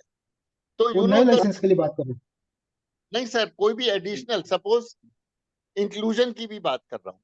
हैं। हाँ, इंक्लूजन में भी अगर मुझे कोई और यूनिट, कोई प्रोडक्ट भेजना है दूसरी कैपेसिटी का, मुझे पहले आपके उससे वो डाउनलोड करना पड़ता है। ऐसा नहीं है कि मैं अपनी मर्जी से प्रोडक्ट भेज दूं और आप उसको एक्सेप्ट कर लो। Now the problem is not at your end, मिस कि हमको वो डेट लेनी है। Agencies are there in Bhopal, they Baroda, and take around 4 to 5 months date and test transfer. Testing the there are so many parameters. तो हमारा बहुत दफे ऐसा हुआ है कि we have to somehow forego the order. वो हो ही नहीं पाया. Some solution should be there. अभी अभी जो आपको सैंपल भेजना पड़ता है वो हमारे पोर्टल के थ्रू भेजना पड़ता है, ये आप कह रहे हैं? हाँ, पोर्टल के थ्रू, उसका क्या नाम है सर, एक वो मानक QR ऑनलाइन पोर्टल के करके, QR कोड वो, लगा के। हाँ, हाँ, और उसका नंबर लेना पड़ता है, तब हम हमारा सैंपल वहां पे फॉर IAS पर्पस जाए। हाँ, जी जी जी, ये तो है। This is a rule at present. Sir आपने कहा ना कि इसमें सर ये नोट कर लीजिए और इसको फिर मेल पे रिस्पॉन्ड कर दीजिएगा, सो दैट कि हम बाकी मेंबर्स को भी इनवाइट कर लें। ये प्रॉब्लम जो है ना, इसको ठीक से इसको आप प्लीज एक बार नोट कर लीजिए, और मेल के माध्यम से भी हमारे एस्टीम मेंबर आपको मेल कर देंगे। तो प्लीज लुक इनटू इट कि इसमें क्या चीज जो है वो इसको इजी व्यवस्था कैसे करी जा सकती है। सर आपने खुद कहा ना कि आप प्रोडक्ट खुद अपने आप भेज सकते हैं, और नहीं, तब अपने हमें आप तो बिल्कुल बिल्कुल आप अपने आप भेज सकते हैं। का मतलब मेरा वहां पर कहने का ये था कि दो तरह के केस होते हैं। एक केस होता है कि जिसमें मैं आपके यहाँ पहले जाता हूँ, सैंपल आपका सील करता हूँ और फिर भिजवाता हूँ। दूसरा केस है कि मैं आपके यहाँ गया नहीं, आपने अपना सैंपल लिया और भेज दिया, लेकिन भेजने का तरीका वही है कि आपको पोर्टल के थ्रू QR कोड लगा के ही भेजना ओके, है। या ठीक है सर। Next member please. मेरा एक छोटा सा क्वेश्चन है। आपने जी बहुत सर, मैं गौरव जैन, सेक्रेटरी मेरठ चैप्टर से बोल रहा हूँ। जी गौरव। हमारी एक स्पोर्ट्स की इंडस्ट्री है, तो स्पोर्ट्स में बहुत सारे टेस्टिंग्स होती हैं, बट आपकी बहुत सारी NABL एग्रीगेटेड लैब्स हैं जिसको सिर्फ इंडिया में तो मानता है पर बाहर कोई भी नहीं मानता। अगर हमारे से कोई भी फॉरेन बाहर कहता है मुझे टेस्ट करा दो, तो वो लैब भी साथ में लिख के भेजता, मुझे SGS से कराना है, TUV से कराना है। वो NABL एग्रीगेटेड लैब के कोई भी सर्टिफिकेट को मानता नहीं है। तो इंडिया इस तरफ किस डायरेक्शन में काम कर रहा है कि NABL लैब्स जो हैं इनकी वो इंटरनेशनली रिकग्नाइज हो, उनकी जो टेस्टिंग है वो इंटरनेशनली रिकग्नाइज हो। पहला क्वेश्चन। दूसरा, अगर किसी आदमी को अपने प्रोडक्ट से रिलेटेड कोई ISO ढूंढना है या उसकी जानकारी चाहिए, तो उसका सबसे इजी तरीका क्या है? जैसे स्पोर्ट्स में अलग अलग कैटेगरी होती है, जो चैंपियनशिप इक्विपमेंट्स होते हैं वो अलग होते हैं, जो ट्रेनिंग इक्विपमेंट्स होते हैं वो अलग होते हैं। आपने चैंपियनशिप के पैरामीटर सेट कर दिए, जो ट्रेनिंग के पैरामीटर्स हैं वो सेट ही नहीं किए। नहीं, ठीक है, I got your point, I got both the points. तो पहले सेकंड पॉइंट में आंसर पहले करता हूँ। आपका जो स्टैंडर्ड वाला है, देखिए क्या होता है कि जो भी स्टैंडर्ड्स होते हैं, कोई भी जो स्टैंडर्ड जब बनता है तो it is a need based standard. हमारे पास कोई रिक्वेस्ट आई कि आपको ये स्टैंडर्ड बनाना है, तो हमने वो स्टैंडर्ड बनाया। अब उसमें बहुत सारे टेक्निकल चेंजेस भी हो सकते हैं, डिफरेंट वैरायटीज भी बन सकती हैं। तो हमारे पास वो उतना डेटाबेस उस समय नहीं होगा शायद कि जब ये बनाया गया होगा स्टैंडर्ड, कि क्या क्या किस किस वैरायटी की चीजें बनती हैं। तो जैसे हम लाइसेंस भी लेते हैं किसी प्रोडक्ट का, तो लाइसेंस में आज हमने लाइसेंस लिया एक वैरायटी का, कल को हो सकता है कि मार्केट में दूसरी वैरायटी आ जाए, तो दूसरी वैरायटी फिर इंक्लूड होती है। तो कोई भी जो स्टैंडर्ड जब सेट होता है, तो वो मतलब ऐसा नहीं है कि एक बार सेट हो गया तो वो चेंज नहीं होगा। It is standard setting is a dynamic process, it keeps on changing. तो ऐसे अगर कोई पॉइंट है तो उनको हमें कंसर्न टेक्निकल डिपार्टमेंट के सामने रखना पड़ेगा कि ये वाली जो चीजें हैं ये भी इसमें इंक्लूड करनी है, तभी वो उस स्टैंडर्ड के अंदर इंक्लूड होंगी। अभी तक थोड़ा सा इशू ये है कि due to limited man power के बीआईएस कोई ऐसा सर्वे नहीं करता है कि मार्केट में क्या क्या चीजें चल रही हैं और स्टैंडर्ड को कैसे अपडेट करना है। जो भी अपडेशन हो रहा है वो इनपुट्स के बेसिस पर हो रहा है। वो इनपुट किसी भी स्टेक होल्डर की तरफ से आ सकते हैं, कंज्यूमर की तरफ से आ सकते हैं, इंडस्ट्री की तरफ से आ सकते हैं, मिनिस्ट्रीज की तरफ से आ सकते हैं। तो जब इनपुट आते हैं तो स्टैंडर्ड रिवाइज भी होता है और स्टैंडर्ड नया बनता भी है। तो अगर आपको ऐसा लगता है कि इस स्टैंडर्ड में ये कमी है, अच्छा दूसरा ये है कि सबसे बड़ी प्रॉब्लम ये है कि जो इंडस्ट्री को अगर कोई कमी लगती है तो पता नहीं ऐसा क्यों है कि वो इंडस्ट्री उसको अपने साथ लेके बैठी रहती है। वो आगे पास ऑन नहीं करती कि हाँ भाई ये चीजें आपको डेवलप करनी है, आगे आगे बढ़ानी है। तो जब तक वो पहुंचेगी नहीं तब तक बहुत मुश्किल हो जाता है कि हम बाई अवर ओन इन चीजों को एकदम से डेवलप करते हैं। तो आपने ये पॉइंट रेज किया है, इसको जो हम लोग उसके साथ लेंगे कंसर्न डिपार्टमेंट के साथ कि जो ट्रेनिंग इक्विपमेंट होते हैं उनके लिए भी हमें स्टैंडर्ड्स बनाने चाहिए, या इसी में वैरायटी इंक्लूड करनी चाहिए कि एक हो गया आपका ट्रेनिंग और एक हो गया आपका चैंपियनशिप, अलग अलग ग्रेड हो जाएंगे दोनों के। तो ये this is answer to your second question. और फर्स्ट क्वेश्चन था आपका, first question can you repeat your first question? First question, आपकी एनएबीएल एग्रीगेटेड लैब्स है वो इंडिया में मान्यता प्राप्त है, इंडिया में हाँ उसकी जी सर्टिफिकेट की जी सुनवाई है, जी बट इंटरनेशनल में उसको कोई रिलेवेंस नहीं है। तो इंडिया देखिए आज, हाँ डायरेक्शन में कहाँ गॉट योर पॉइंट। देखिए आज की डेट में हो क्या रहा है कि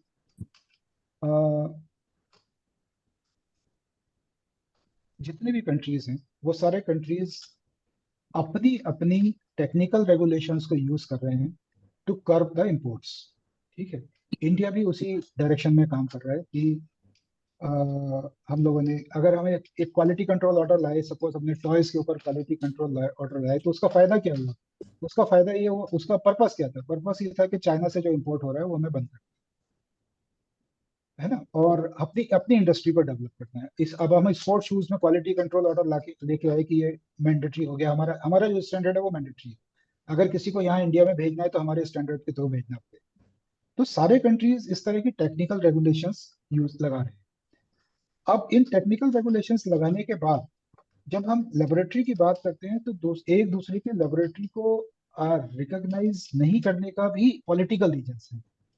कई बार ऐसा होता है कि हमारे पास टीयूवी से या जर्मनी से या बहुत सारी जगह से ये रिक्वेस्ट आती है, और नॉट ओनली रिक्वेस्ट आती है बल्कि मिनिस्ट्री की तरफ से बहुत प्रेशर्स भी आते हैं कि जिसमें वो ये कहते हैं कि हमारी टेस्ट रिपोर्ट एक्सेप्ट करो। खासतौर से जब ये electronics and IT product India में आए थे तो उस समय इलेक्ट्रॉनिक कंपोनेंट्स की टेस्टिंग इंडिया में कुछ गिनी चुनी होती थी, 2-3 लैब थी जो इलेक्ट्रॉनिक कंपोनेंट की टेस्टिंग करती थी। तो सब बहुत प्रेशर था चाइना की तरफ से भी और अदर कंट्रीज की तरफ से भी जहां से मटेरियल आ रहा था कि जो उनके पास यूरोप की रिपोर्ट्स हैं और ये रिपोर्ट्स हैं वो एक्सेप्ट करें हम लोग। लेकिन हम लोगों ने वो एक्सेप्ट नहीं की, क्योंकि हमने उनके साथ कहा कि ये जो भी इस तरह का इशू होगा वो बायलैटरल होगा, either you accept our report then we will accept your report. तो क्योंकि ये कहीं पर भी कंसेंसस नहीं बना है इसीलिए ये इशू चल रहा है, और ये इशू अभी इतनी जल्दी रिजॉल्व होने वाला भी नहीं। सर मेरा एक क्वेश्चन मेरा छोटा सजेशन और था, जब भी आप कोई आईएसओ डिजाइन करते हैं या उसके ऊपर टेक्निकल कमेटी बनाते हैं तो उसके अंदर कुछ इंडस्ट्रियल मेंबर्स होते हैं। आप इंडस्ट्रियल मेंबर्स जो लेते हैं वो बाय एंड लार्ज वो लार्ज इंडस्ट्रीज होती हैं या मीडियम सेगमेंट इंडस्ट्रीज हैं, उसमें स्मॉल और माइक्रो की हिस्सेदारी क्यों नहीं होती? नहीं देखिए, स्मॉल और माइक्रो की हिस्सेदारी हमेशा होती है। जो स्मॉल और अगर बाय आप डिफॉल्ट मैं अपनी स्पोर्ट्स की इंडस्ट्री देख रहा तो I see only 3 exporters are there in that specific हाँ आईएसओ। मैंने स्पोर्ट्स के बहुत सारे आईएसओ देखे, उसमें सिर्फ 3 एक्सपोर्टर्स थे और कोई टेक्निकल मेंबर नॉन एक्सपोर्टर था ही नहीं। इसमें होता क्या है, देखिए क्या होता है ना कि जब भी कोई स्टैंडर्ड आपको बनाना होता है ना, तो जब आपको इनपुट की जरूरत होती है स्टैंडर्ड बनाने के लिए, तो इनपुट कहाँ से आएगा? इनपुट तो आएगा इंडस्ट्री से, है ना। अब इंडस्ट्री का जो इनपुट आएगा, सपोज आपने एक ड्राफ्ट प्रपोज किया तो सबसे पहले मैं आपको इनवाइट करूंगा कि आप आ जाइए, ठीक है, आप इसमें कंट्रीब्यूट कीजिए स्टैंडर्ड बनाने में। तो मोस्टली जो इनपुट्स आते हैं वो लार्ज इंडस्ट्री की तरफ से आते हैं। लेकिन फिर भी पहले क्या होता था कि जितने भी आपके मिनिस्ट्री ऑफ एमएसएमई होती थी वो हर एक कमेटी में रिप्रेजेंट होती है, अभी भी होती है, जो आपकी मिनिस्ट्री ऑफ एमएसएमई है। और वहां से DCMSME कई जगह से हमारे पास मेंबर होते थे, लेकिन उनके साथ प्रॉब्लम ये होती है कि वो एक्सपर्ट्स होते नहीं, दे आर ऑफिशियल्स, और उनसे कोई भी टेक्निकल डिस्कशन में वो पार्ट करते नहीं है। तो इसीलिए जो आपकी स्मॉल या माइक्रो की इंडस्ट्री है उनके इनपुट्स पहुंचते नहीं है। तो उसके बाद हमने ये किया कि हमने इंडस्ट्री एसोसिएशंस को लिखना शुरू किया। तो इंडस्ट्री एसोसिएशंस, तो जैसे दिल्ली में काफी सारी स्मॉल स्केल इंडस्ट्री एसोसिएशन है, स्मॉल स्केल इलेक्ट्रिकल की काफी इंडस्ट्री, क्योंकि मैं इलेक्ट्रिकल डील करता हूँ तो मुझे इलेक्ट्रिकल का आइडिया थोड़ा ज्यादा है। Small scale MCB manufacture association है, small scale switch manufacture association है, तो ये बॉम्बे में भी है। तो ये सारी एसोसिएशंस रिप्रेजेंटेड हैं ऑन द टेक्निकल कमेटी। और जो पॉइंट अभी एक रेस किया था हमारे एक ट्रांसफार्मर मैन्युफैक्चरर जो हमारे साथ जुड़े हुए हैं, उन्होंने जो रेस किया था, तो सिमिलर एक पॉइंट उसमें भी था कि वहां पर MCB को एवरी 5 इयर्स टेस्ट कराना होता था। और उन्होंने, क्योंकि वो उस एसोसिएशन के थ्रू उस पॉइंट को टेकअप किया, तो उसके ऊपर काफी डिस्कशन हुआ, एक कमेटी बनी जिसका मैं ही चेयरमैन था, और हम लोगों ने उसमें कुछ सॉल्यूशन प्रोवाइड किया है। तो इंडस्ट्री एसोसिएशन मैं का यही इंटरप्ट करना चाहूंगा आपको। आपने मेरे क्वेश्चन का जवाब खुद दे दिया। दिल्ली तक ही भारत सीमित नहीं है, भारत बहुत बड़ा है। नहीं, अब सीमित की बात नहीं, मैं इसका एग्जांपल देता हूँ, जब स्पोर्ट्स के आपने जितने भी ISO बनाए, उसमें सिर्फ SGPC को इनवाइट किया क्योंकि sports good export promotion council Delhi में है। जबकि स्पोर्ट्स मेजरली जो बन रहा है वो मेरठ में बन रहा है, मेरठ की कोई एसोसिएशन इन्वॉल्व नहीं है। जलंधर में बन रहा है, जलंधर की कोई एसोसिएशन इन्वॉल्व नहीं। 3 मेंबर है, तीनों SGPC के हैं। That's what my point. और आपने गौरव, खुद एड्रेस किया उसको। Thank you sir. Gaurav ji, specific question तो जरूर यहाँ पर पूछ लीजिए, बाकी डिटेल जो है ना वो सर की मेल ID पे और मेल कर दीजिए। And I expect Bishnoi sir से कि वो हमारे उस मेंबर्स की उस डिटेल्ड क्वेरी का उसको रिस्पॉन्ड जरूर से कर देंगे, क्योंकि काफी मेंबर्स ने, मैं देख रहा हूँ कि अपने हैंड रेज कर रखे हैं अपने क्वेश्चंस के लिए। तो मैं चाहता हूँ कि थोड़ी थोड़ी देर सभी को मौका दे दिया जाए। जी सर। कैप्टन राजेश तिवारी जी, आपका बहुत देर से सब sir may I speak sir? नमस्कार, मैं Rajesh Tiwari sir, true power करके हमारी इंडस्ट्री है। मेरा एक आपसे निवेदन था कि जो अभी आपने थोड़ी देर पहले अपने उसमें संबोधन में बताया था कि लाइक ISO 9001 की तरह से भी आप किसी प्रोडक्ट का जो उसका IS स्टैंडर्ड नहीं है उसका सर्टिफिकेशन करते हैं, उसके लिए क्या प्रोसीजर होगा सर? पोर्टल से ही करना पड़ेगा, कैसे क्या है उसका सिस्टम? नहीं, कुछ थोड़ा सा सुनने में कंफ्यूजन है। देखिए, किसी भी सर्टिफिकेशन के लिए स्टैंडर्ड का होना तो बहुत जरूरी है। स्टैंडर्ड तो जरूरी है, बिना स्टैंडर्ड के तो सर्टिफिकेशन नहीं कर सकते। ओके। मैंने जो बात की थी, IS में तो उसका स्टैंडर्ड है, बट BIS में उसका स्टैंडर्ड नहीं है। कहाँ पर है standard? That is lightning arrester and earthing. हाँ, नहीं, ये स्टैंडर्ड कहाँ पर है? BIS का स्टैंडर्ड नहीं है इसके ऊपर। I can't listen you sir. आप बता रहे हैं कि उसका स्टैंडर्ड कहीं पर अवेलेबल है, कहाँ पर वो स्टैंडर्ड है? आवाज नहीं आ रही sir, I can't hear you. Rajesh Tiwari ji, sir पूछ रहे हैं कि उसका स्टैंडर्ड अगर कहीं पर स्पेसिफाइड है तो कहाँ पर स्पेसिफाइड है? अगर BIS में नहीं है तो कहीं पर है क्या? वो शायद उनकी तरफ से नेटवर्क इशू है।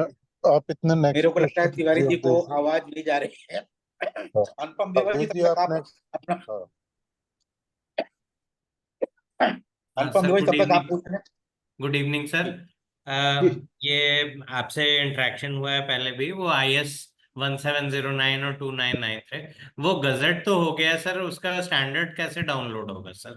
और हमारा दो तीन क्वेश्चन उससे रिलेटेड है, जैसे उसके प्रोडक्ट मैनुअल्स कहाँ से मिलेंगे, और 2993 वाज अंडर कंपलसरी सर्टिफिकेशन।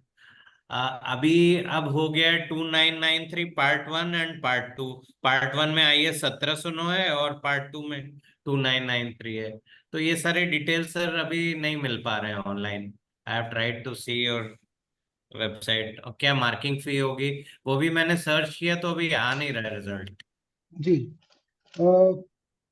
अभी ये स्टैंडर्ड रिसेंटली गजट नोटिफिकेशन इनका हुआ है जी, और इट में take around 15-20 days time to prepare the revised product manual as per the new standard, and also how to switch over the licenses और how to deal with the जो अभी licence exist कर रहे हैं उनको किस तरह से हम डील करेंगे।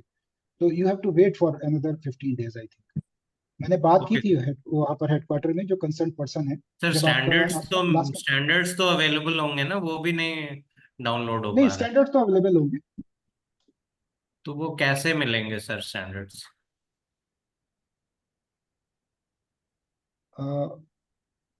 आपने उसमें अपने हमारे वेबसाइट में रजिस्ट्रेशन किया हुआ है स्टैंडर्ड डाउनलोड करने के लिए?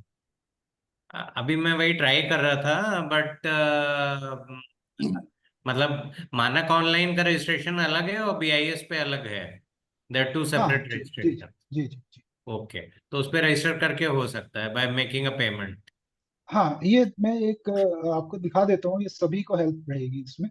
जी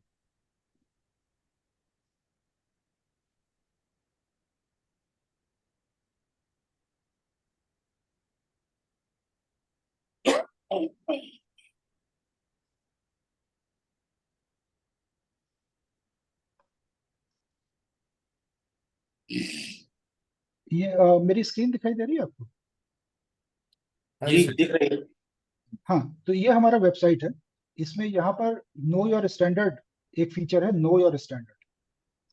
जब आप इसके ऊपर क्लिक करेंगे तो एक एप्लीकेशन खुल जाएगा, और यहाँ पर आपको कोई भी स्टैंडर्ड जो चेक करना है उसके लिए यहाँ लॉग इन करना पड़ेगा।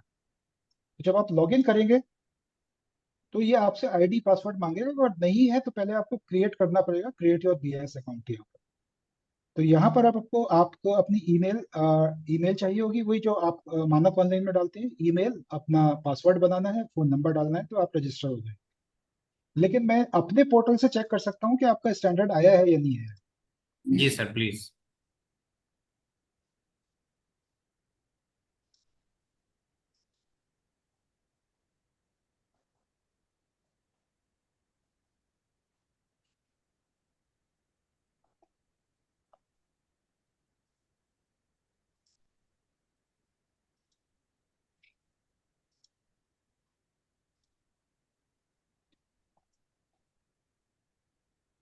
ये आप देख रहे हैं ना, यहाँ पर 2993 पार्ट 1 है, 2024। हाँ जी यू कैन जी सी द स्क्रीन। राइट। ठीक है, तो यहाँ से आप इंडियन स्टैंडर्ड डाउनलोड कर सकते हैं। जैसे अगर मैं चाहूंगा तो ये डाउनलोड हो जाएगा, ये। ओके ठीक है, तो आप एक बार जी जो मैंने आपको रूट बताया वहां से एक बार लॉग इन कर लीजिए, फिर उसके बाद आपका वो डाउनलोड कर पाएंगे। ठीक है sir, thank you so much. Thank you Anupam ji. Z Rahman ji, आप कुछ पूछना चाह रहे हैं? जी सर, मेरा क्वेश्चन है सर से, सुधीर जी से, कि जो रजिस्ट्रेशन बेस्ड इलेक्ट्रॉनिक्स या चार्जर्स के रजिस्ट्रेशन है, इनका एक कोई टाइमलाइन भी होता है कि कितने दिन में हो जाएगा, और क्या लैब मैंडेटरी है इसमें या नहीं है? लैब मैंडेटरी ये मैं नहीं समझा। एक्चुअली रजिस्ट्रेशन का प्रोसेस ये है कि कोई भी आपका जो मॉडल है, उस मॉडल को पहले आपको अपने आप लैब से टेस्ट कराना पड़ेगा, उसकी रिपोर्ट हमें सबमिट करनी पड़ेगी, वो मॉडल इंक्लूड हो जाएगा। तो वो मॉडल आपका तब तक इंक्लूड रहेगा पोर्टल पर जब तक कि आप एक रिक्वेस्ट नहीं डालते हैं कि ये हमने मॉडल डिसकंटिन्यू कर दिया है। उसकी टेस्टिंग इन हाउस करनी पड़ेगी क्या? इन हाउस नहीं करनी पड़ेगी, इसमें नहीं। हमारी तरफ से कोई सर्वेलेंस नहीं है। हम सिर्फ मार्केट से सैंपल उठाते हैं, फैक्ट्री में कोई सर्वेलेंस नहीं होता। ठीक है, thank you very much. Sanjeev Arora ji, अपने को म्यूट अनम्यूट कर लीजिए पहले। नमस्कार जी। वैसे तो सुधीर जी काफी कोऑपरेटिव हैं, मेरा भी इनसे एक दो बार बात हुई है। तो मैं ये बस इतना कहना चाहता हूँ कि जो आपकी लैब्स हैं, गवर्नमेंट की लैब, सर टाइम बहुत लेती है सर वो टेस्टिंग में। तो उसका कुछ टाइम कुछ कम हो तो अच्छा रहेगा। 2-3 हफ्ते अगर टेस्ट में लगाएंगी तो हम लोग ग्रो नहीं कर पाएंगे सर।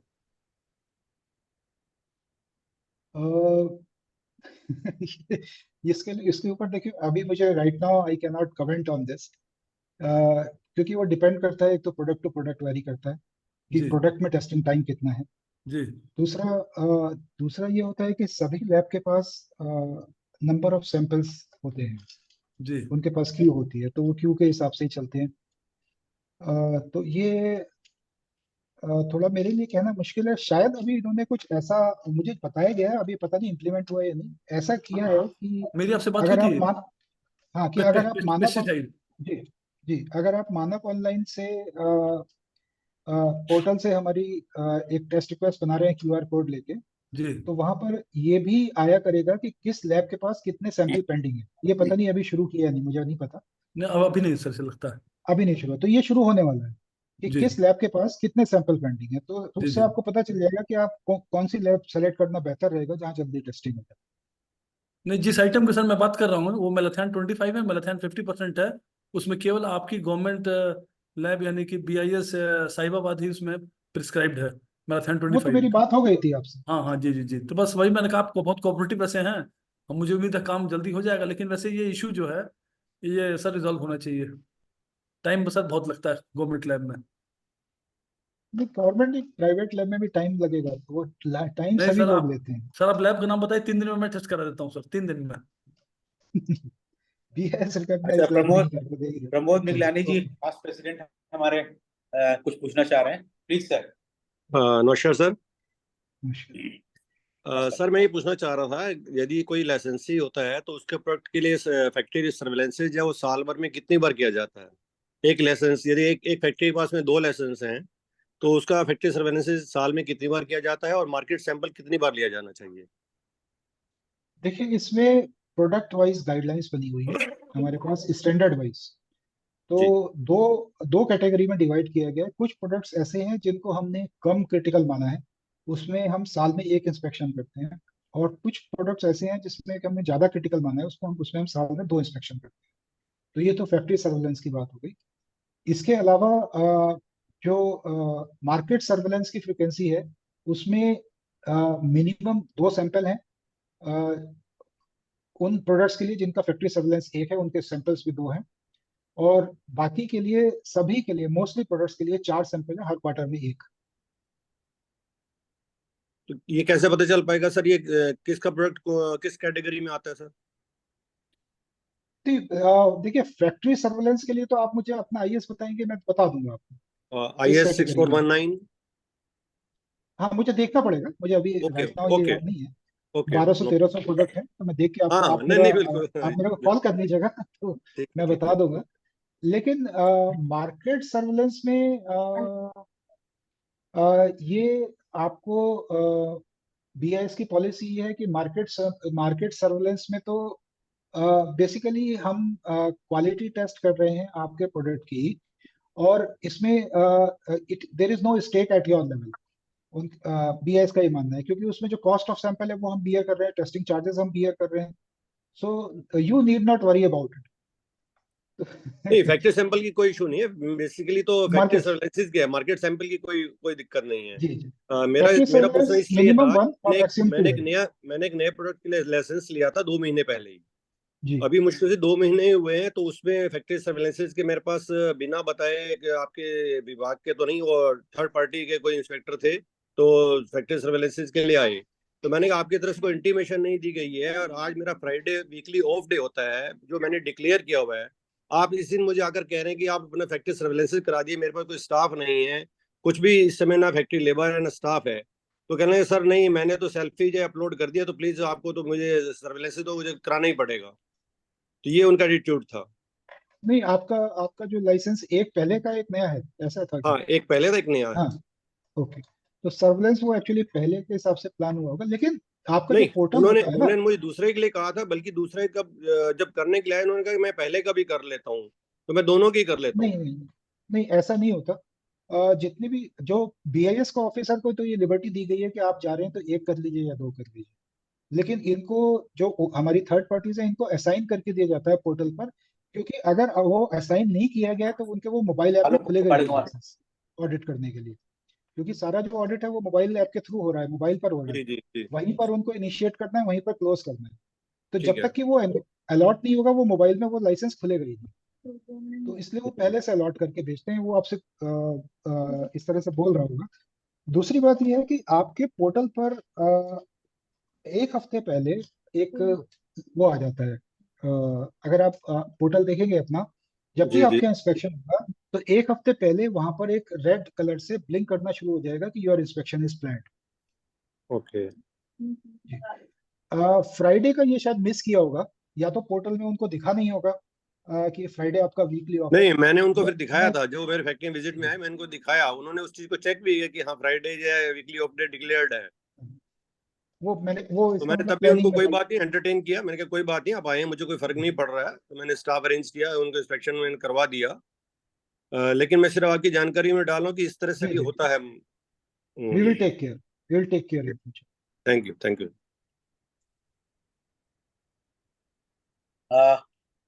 अध्यक्ष जी, मेरे ख्याल से समय भी हो रहा है, ऑलमोस्ट 1.5 घंटे की हमारी वेबिनार हो चुकी है।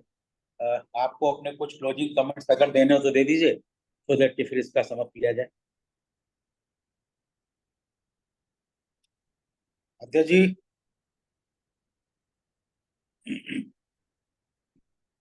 मैं समझता हूँ कि वर्मा जी, अध्यक्ष जी के सर ज्वाइन नहीं है पेशेंट सर मीटिंग में। ओके, तो सर को पूछ लो कि अगर वो ज्वाइन कर रहे हैं, अगर क्लोजिंग रिमार्क्स के लिए, अदरवाइज फिर मैं कॉल कर रहा हूँ सर। हाँ,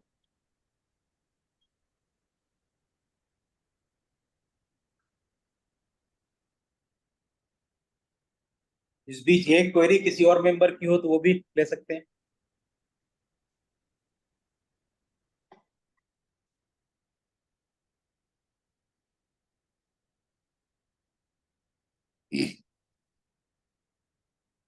सर, क्वालिटी कंट्रोल ऑर्डर जो स्पेशली चाइनीज प्रोडक्ट के ऊपर, बहुत से इलेक्ट्रिकल प्रोडक्ट के ऊपर भी लगाया गया है, that is a very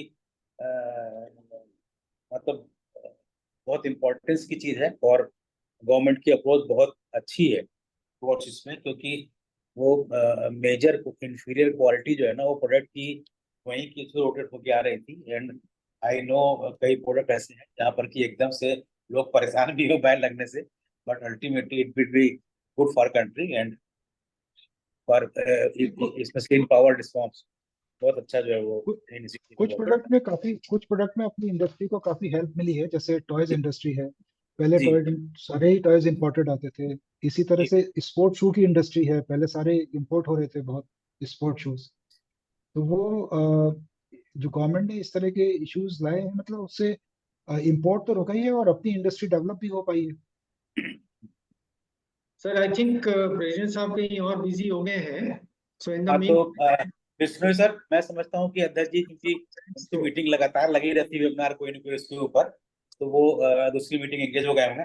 but anyway, मैं अपने सारे जितने भी हमारे मेंबर्स ने आज की वेबिनार में पार्टिसिपेट किया, और मेरा अपना ये मानना है कि ये बहुत महत्वपूर्ण वेबिनार रही है, और पीआईएस से और आईएएस से रिलेटेड अपने प्रोडक्ट की क्वालिटी सर्टिफिकेशन कैसे कराएं, या स्पेशली जैसा कि आपने बताया कि भाई कंटिन्यूसली हम लोग पीआईएस की वेबसाइट को वॉच करते रहे कि कौन कौन से प्रोडक्ट उसके अंदर नए ऐड किए जा रहे हैं। अभी रिसेंटली मुझे याद आ रहा है, कुछ शायद वो बर्तन के ऊपर आया था, तो उसमें बर्तन के ऊपर भी कई लोग कुछ परेशानी में भी आए थे कि साहब ये एकदम से कैसे आ गया, बिल्कुल अनअवेयर। तो अगर हम लोग उसको वॉच करते रहेंगे तो भाई हमारा किस इंडस्ट्री का प्रोडक्ट उसके अंदर इंक्लूड होने वाला है, तो हम लोग तैयारी अपनी उसी हिसाब से करके जो रजिस्ट्रेशन की फॉर्मेलिटी है उसकी, वो हम पहले से कर सकेंगे।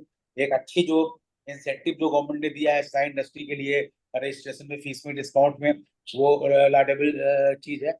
हम सरकार के प्रति और बीआईएस के प्रति अपनी कृतज्ञता व्यक्त करते हैं।